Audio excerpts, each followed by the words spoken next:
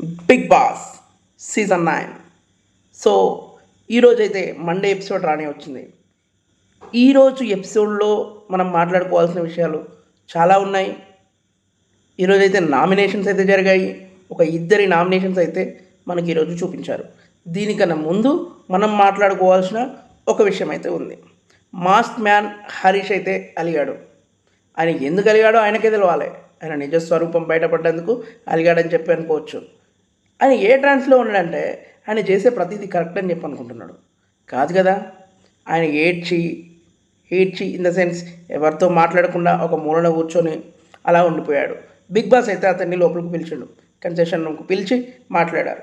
ఏమైంది హరీష్, మీరు చాలా కఠినమైన అగ్ని పరీక్షను దాటుకొని ఇక్కడికి వచ్చారు, మీరు ఎందుకు ఇప్పుడు ఇక్కడ ఇలా ఉంటున్నారు అని చెప్పి అయితే అడిగారు. అప్పుడు మాస్క్ మ్యాన్, లేదు సార్, నాకు చాలా బాధగా ఉంది, ఇక్కడ చాలా ఫేక్ పీపుల్స్ ఉన్నారు అని చెప్పి అయితే మాట్లాడడం జరిగింది. ఆ తర్వాత అన్నీ విన్న తర్వాత బిగ్ బాస్ అయితే రాముని పిలిచి, రాము మాస్క్ మ్యాన్ని జాగ్రత్తగా చూసుకో అని అయితే చెప్పడం జరిగింది. బయటికి వచ్చిన తర్వాత మాస్క్ మ్యాన్ ఒక స్టేట్మెంట్ పాస్ చేసిండు. అదేంటంటే, ఆ ముందు తప్పు జరిగితే నేను క్షమించను, నేను ప్రశ్నిస్తాను అని చెప్పి అయితే మాట్లాడిండు.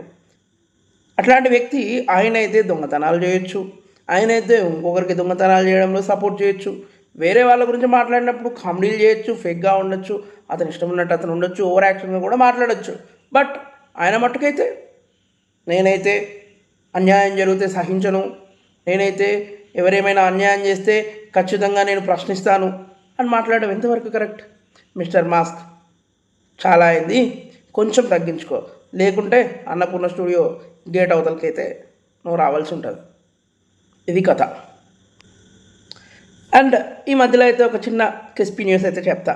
ఏంటంటే, ఆమె అయితే నా మాట ఎవరు వినట్లేదు, ప్రియా అండ్ శ్రీజ అయితే అసలు వినట్లేదు, మేము దొంగతనం చదవకుండా చూసుకుంటాం అది ఇదని చెప్పి ప్రియా శ్రీజ వాళ్ళైతే స్టేట్మెంట్ పాస్ చేస్తే, ఇలా చేస్తారా, కెప్టెన్ మాట మీరు వినరా అని నైట్ టైంలో అయితే అక్కడ ఉన్నటువంటి ఆరెంజెస్ని దాయడం అయితే జరిగింది. మనం లైవ్లో చూసినట్టయితే అది కనిపిస్తుంది. ఆమె మార్నింగ్ వచ్చి ఆరెంజెస్ గురించి వెతుకుతుంది. ముందు మనీష్ చూసి ఆరెంజెస్ మిస్ అయినాయి అని చెప్తే అందరిని అడుగు అని చెప్పి ఏం తెలియనట్టుగా సంజన అయితే బిహేవ్ చేసింది. మళ్ళీ ఈరోజు కొత్త కంటెంట్తో ఆ ఆరెంజెస్ని దొంగతనం చేసి బిగ్ బాస్కి మళ్ళీ కంటెంట్ అయితే ఇచ్చింది. ఇదొక మధ్యలో ఉన్నటువంటి న్యూస్. ఇంతేకాకుండా ఈరోజు అయితే నామినేషన్లో ఇద్దరి నామినేషన్స్ అయితే ఎపిసోడ్లో చూపించారు. ఒకటి తనుజ, 2 మనీష్.